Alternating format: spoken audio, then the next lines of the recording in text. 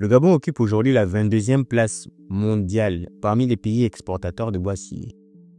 Et pourtant, en 2010, ce pays africain a réussi à bouleverser le marché mondial du bois. La Chine, l'Italie, la France, l'Espagne, le Japon et même les États-Unis ont dû revoir leur chaîne d'approvisionnement du jour au lendemain. Comment un pays de seulement 2 millions d'habitants a-t-il pu provoquer un tel séisme dans une industrie mondiale? Et surtout, cette décision, l'interdiction d'exportation des grumes, est considérée comme l'une des plus stratégiques de l'histoire du Gabon. Pour comprendre comment cette mesure a marqué un tournant dans la filière bois au Gabon et dans le monde, tu es au bon endroit. Bienvenue dans The Explore. Le Gabon, c'est 30 millions d'hectares de forêt, soit l'un des pays les plus boisés de la planète. Avec près de 90% de couverture forestière, c'est le 3e pays au monde avec la plus grande proportion forestière, juste derrière le Suriname et la Micronésie. Et parmi les pays de plus de 200 000 km², c'est le seul à avoir un territoire presque entièrement recouvert par la végétation. D'autres pays dépassent les 90%, comme le Suriname, Palau, les Seychelles, mais sont des pays beaucoup plus petits. Le Gabon, lui, est le seul avec une grande superficie et une forêt quasi totale. C'est unique dans le monde. Et cette forêt, c'est pas n'importe quelle forêt. Elle abrite des essences des bois recherchés sur les marchés internationaux. Des bois techniques haut de gamme, comme le padouk, le can, l'iroko, la zobé, le tali, le movingi, le sipo, la sapelle. Mais c'est aussi des essences de prestige, classés parmi les bois les plus rares de la planète, comme l'ébène, le kevazingo, le boudinga. Certains de ces essences peuvent atteindre facilement le million de francs le mètre cube sur les marchés spécialisés. Et s'il y a bien une essence que le Gabon domine réellement, c'est le koumé. Parmi les essences de bois que l'on retrouve dans la forêt du Gabon figure le koumé. C'est un arbre fortement sollicité dans l'industrie du bois au niveau national et international. Le koumé est une essence de la forêt gabonaise. Elle recouvre la majeure partie du territoire. C'est un bois d'exploitation. C'est l'essence avec laquelle on fait du déroulage, donc du contreplaqué. Le pays fournit environ 90% de l'offre mondiale. C'est une quasi-hégémonie. Et ce que très peu de gens savent, c'est à quoi sert tout ce bois.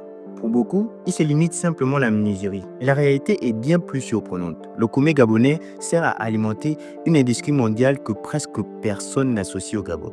Et la suite va vraiment vous surprendre.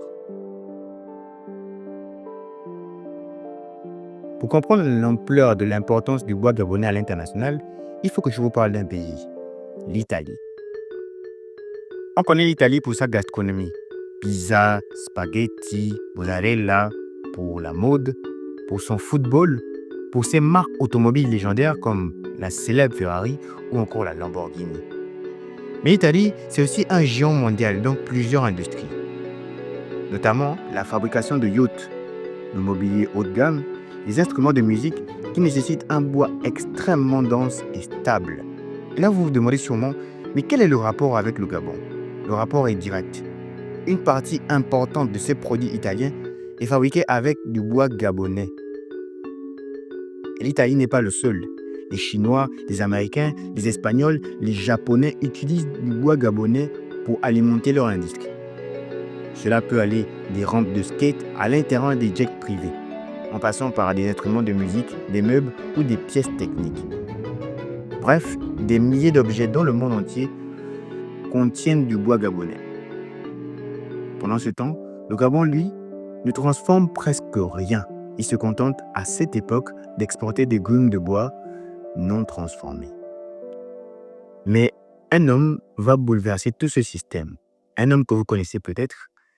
Et c'est lui qui va prendre la décision la plus stratégique de toute l'histoire du Gabon post-colonial. Lui, c'est Ali Ben Bongo, le tout nouveau président du Gabon à l'époque. Et il va prendre une décision totalement inattendue pour le marché mondial du bois. Ordonner l'arrêt immédiat de l'exportation du bois brut gabonais. La nouvelle fait couler beaucoup d'encre et de salive partout dans le monde. Mais une question revient toujours. Pourquoi un pays aussi riche en forêt que le Gabon a-t-il décidé du jour au lendemain d'interdire l'exportation de colis? Eh bien, cette décision C'est un véritable tournant stratégique. Et voici les raisons principales, simples, claires et concrètes. Avant 2010, le Gabon exportait essentiellement des cônes.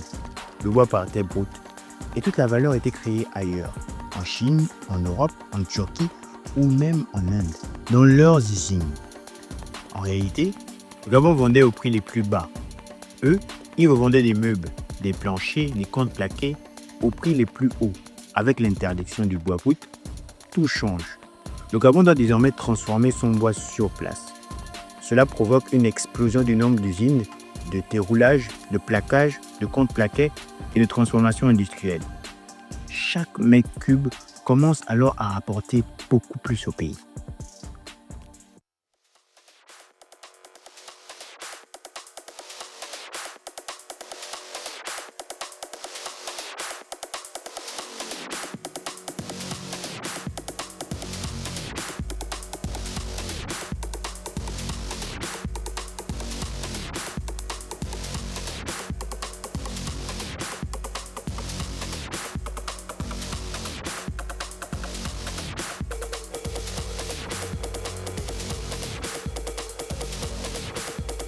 En bloquant les exportations de bois brut, le Gabon envoie un message clair.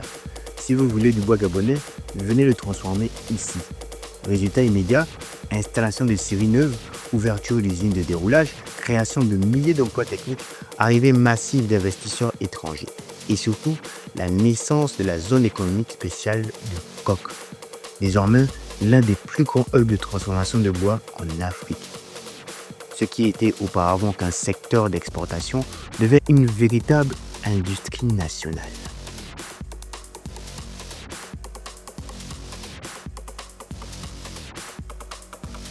Le COQ, c'est un projet qui vient pour répondre à un besoin de l'économie gabonaise. Donc la transformation et la diversification de notre économie pour sortir un peu de la dépendance au pétrole et l'extraction des matières premières. Donc il faut créer un endroit qui peut attirer des investisseurs pour qu'ils puissent s'installer et contribuer à la transformation de nos matières premières.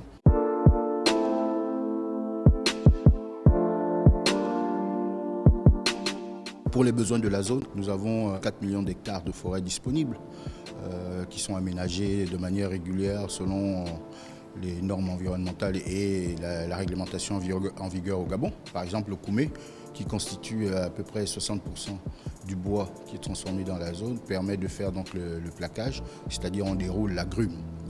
Elle tourne sur une machine qu'on déroule, donc ça sort comme une feuille en fait.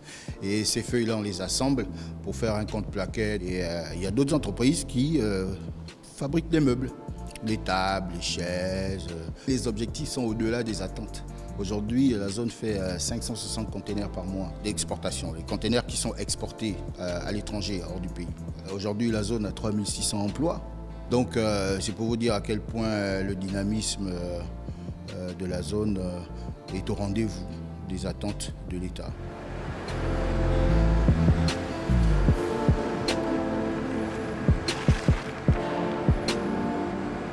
En réalité, la décision de 2010 n'a pas seulement bouleversé le marché mondial du bois. Elle a surtout redéfini la place du Gabon dans sa propre économie. En stoppant les exportations de boom, le pays a choisi la voie plus difficile, mais plus intelligente. Celle de la valeur ajoutée, de l'industrialisation et de la souveraineté économique. Une décision risquée qui aurait pu faire fuir des partenaires historiques, mais qui au final a forcé le monde entier à s'adapter au Gabon et non l'inverse.